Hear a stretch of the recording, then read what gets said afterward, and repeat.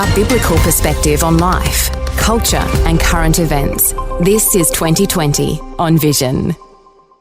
Well, this past week, a firebomb attack on the Adass Israel synagogue in Melbourne and subsequent vehicles being set on light, anti-Israel slogans appearing on Jewish-owned buildings. Questions are being asked about our national narrative and what our national politicians are doing about those attacks, or even the question, are they helping to fuel the attacks? Well, Bill Muehlenberg from Culture Watch is back with us. He's been thinking through the issues. Hey, Bill, welcome back to 2020. Thanks again, Neil. Bill, these things are horrific, but when we've got our politicians on our TV screens and across social media saying the right words, but their actions don't necessarily match, how do you see things? Yeah, well, it's not looking good. Certainly ask any Australian Jewish citizen. They will tell you it's not looking good. In fact, here we are late in 2024.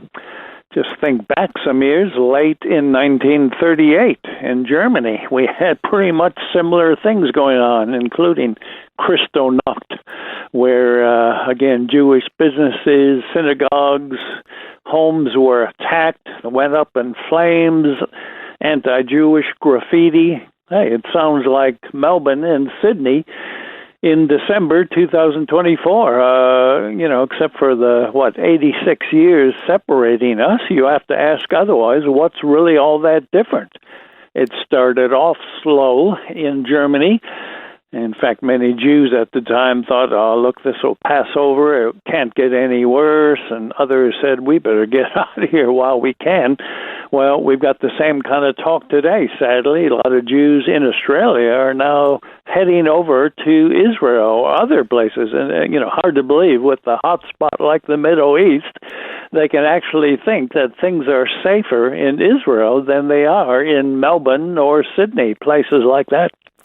Bill, I'm hearing a lot of journalists asking our political leaders, federal and state, what they are doing about it, and they're mouthing words, they're not taking action, but no one's really asking if the policies that we have set in Australia may be fueling the anti-Semitic rise. Any thoughts from you? Yeah, well, exactly right. They haven't been doing anything for 14 months now, right, since October 7, 2023. Nothing's been done. In fact, 2 days after that horrible massacre of men, women, and children in Israel, right, we had these big pro-Palestinian marches, including places like Sydney and so on, Opera House. People shouting, gas the Jews, and from the river to the sea. I mean, that should have been stamped out from day one, 2 days after the massacre. But here, 14 months on, and still these protests and demos are being carried out. Police stand by. In fact, some of those earlier ones, the only persons who got arrested were Jewish people. So, hate to say it, the very hardcore left, Albanese, and his foreign minister, Penny Wong, hardcore left, anti-Israel, pro-Palestinian. So they are certainly fueling the flames here. Here in Victoria, Jacinta Allen, another hardcore left Labour leader. Same thing. Nothing is being done to stamp out anti-Semitism, but everything is being done to encourage it by allowing all these radical leftist and Palestinian supporting marches to go ahead, all the horrible signs and banners and, blaming everything on Israeli genocide, the same old charges that have been leveled over and over by the radical left. Well, guess what? You get 14 months of that kind of stuff being allowed, if not promoted, by our leaders. And then, if somebody goes and firebombs a synagogue, or as he says, Sydney, 2 cars torched with graffiti in the last several weeks, it's just going to get worse because our leaders are, in effect, aiding and abetting the enemy in this case. Interesting, isn't it, that when it comes to anti-Semitism, either you are pro-Israel or you are the opposite, pro-Islamic State. Whenever you start to take a middle line or try and balance two sides, you really favour the pro-Islamic State. And that's what fuels the rise in anti-Semitism. Any thoughts around that? Yeah, well, sadly, that is the case. There often is seldom any real neutrality when it comes to this issue. You either recognize a few basic home truths that Israel has a right to exist, like every other nation has a right to defend itself. It's surrounded by 22 hostile Arab nations, many of whom have vowed to drive it into the sea. It's hard to be neutral or sit on the fence in that situation. You either support Israel and its right to exist, or you support those who are trying to destroy not just Israel, but as Hamas and so many others have clearly stated, once Israel is gone, they will go after Jews worldwide. And of course, it won't stop there. Christians are not exactly regarded highly by Muslim activists as well. So it doesn't stop even if Israel were wiped off the map. They'll keep going. So this idea we can somehow sit on the fence and support everybody, well, in this case, it really doesn't work. I can't help but remember before the last federal election and Anthony Albanese and the Labor government came to power, but people before the last federal election were warning that the policies of the Labor Party were anti-Semitic, and there are a number of those that have come to light. I mean, voting against Israel in UN resolutions, refusing to acknowledge Jerusalem as Israel's capital, agreeing with the International Criminal Court on warrants now even for the arrest of Benjamin Netanyahu. They can't be seen in any other light other than anti-Semitic policies, can they? Yeah, well, they are, no question. They have moved Australia out of the mainstream. I mean, for years, we did the right thing. We supported Israel, right? Even, Labor leader like Julia Gillard, she was actually very strong in support of Israel. But this current crop, again, Albo, Penny Wong, and some of the others, they have no time whatsoever for the nation of Israel, and their actions have made this perfectly clear, which is why it's becoming so risky for Australian Jews. In fact, now decisions are being made, or at least advice is being given worldwide. Jews are told, do not come to Australia. It's too dangerous. Can you imagine that, right? Australia, this free and democratic nation, big on pluralism and multiculturalism. We all get along, which Albo keeps saying is the case. Well, try telling that to the Jewish population. In fact, the Christians are close behind as well. Arabs, Muslims, they're doing very well, thanks very much. So they're getting preferential treatment, or lifestyles like homosexuals and trans activists, they all do well. But in Australia's multiculturalism, Jews are doing it tough, and Christians not far behind. So when you actually have to warn people not to come to a place like Australia, things have gotten really bad really fast. And, well, at least I can say not every Labor leader is this bad.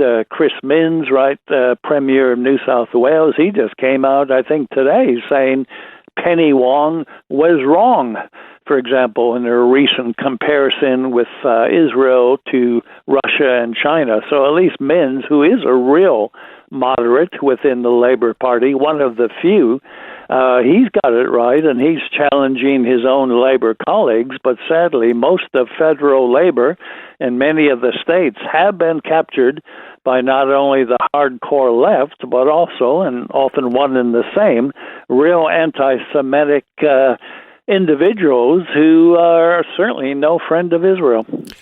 Bill, let's talk about the national narrative at the moment, because if it's coming from our leadership, obviously you can say, well, you change the leadership, you might change the narrative. There's an election coming up and Australians will decide. But somehow or other, for the likes of an Anthony Albanese or a Penny Wong to adjust their narrative. No doubt that's going to be very, very difficult, because that would go against the grain of their, as you say, hard left-leaning views, which fuel this anti-Semitism. It's not easy for our national leadership to turn around. Oh, that's right. Can a leopard change its spots, as Scripture says? You can pray at least to that end, but I doubt very much we'll see Albo and Wong and some of the others changing. And again, it's not just a kind of visceral hatred of Israel, a visceral and real deep-felt radical left ideology, but they got practical reasons they're doing this, right? We all know there's a lot of electorates in Sydney's west, mainly, large Muslim and Arab populations, most of them now with Labor.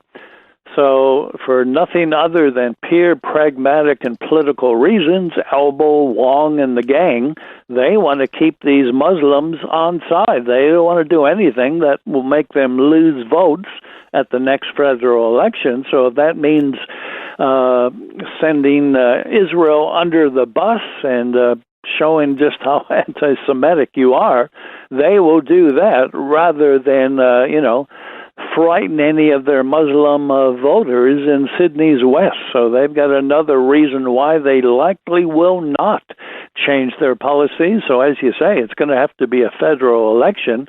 Get a party in that is much more sympathetic, and Peter Dutton has made it clear that he doesn't stand at all where Albo and Wong stand on some of these issues. So we might have to wait till early next year, but if nothing else, hopefully by then we can get some sanity back in our officials in Canberra. Bill, when you and I talk, we can appreciate that there are politics and there are principles, and somehow or other the principles have to be beyond the politics, and you hope that sensible, common sense leaders can see through that and actually stand for principles together. That does not seem an easy thing if you don't hold to a Christian worldview of life. Any thoughts here around a spirituality that might be leading us into a very anti-Semitic society? Yeah, well, sadly it does go together. I've long said that if you're a lefty, often political lefties tend to also be, either, if not atheist or agnostic, or at least religious lefties, right? You don't often have a lot of conservatives who are not either Christian or, somewhere in that worldview, the Judeo-Christian camp. So I think on another front, but in some ways just as worrying, we just heard, right, the new Liberal Party leader in Queensland, your neck of the woods, right, what he said on abortion just the other day. We will not have any bills in the next 4 years on abortion, anything to do with it, and we will not even allow discussion of abortion for the next 4 years. Imagine that. And that's the same thing. Here we have basically Joe's secular Liberal Party, who A, seems nothing to do with biblical Christian principles, but B, not even anything to do with Liberal Party principles. Whatever happened to free speech? Whatever happened to debate on important issues? Here we got the leader of Queensland, acting just as bad as any secular labor leader. So, you see this all over the place, and it's a real worry. Another reason why, if we can, we should be supporting Christian candidates in various offices and elections. And you know what? No matter what colour you might come from when it comes to politics, here you have another example of clamping down on free speech. And you've got to say that's a realm of authoritarianism you might not expect from an LNP, but you might be seeing that in the state of Queensland. Hey, yep. Bill, I'll point listeners to a couple of articles that you've written this week, one called Targeting Jews, History Repeating Itself, and listeners might be interested in some of the extra detail that you have in your article that we didn't get to cover in our conversation. Another one you wrote called Never Again, and of course that Never Again is now is all about this rise of anti-Semitism and how you've got to nip that in the bud. To get those articles, simply go to billmuehlenberg.com or you can Google Culture Watch, one word. Bill, thanks so much for another great update today on 2020. Always a pleasure. Thanks for taking time to listen to this audio on demand from Vision Christian Media. To find out more about us, go to vision.org.au.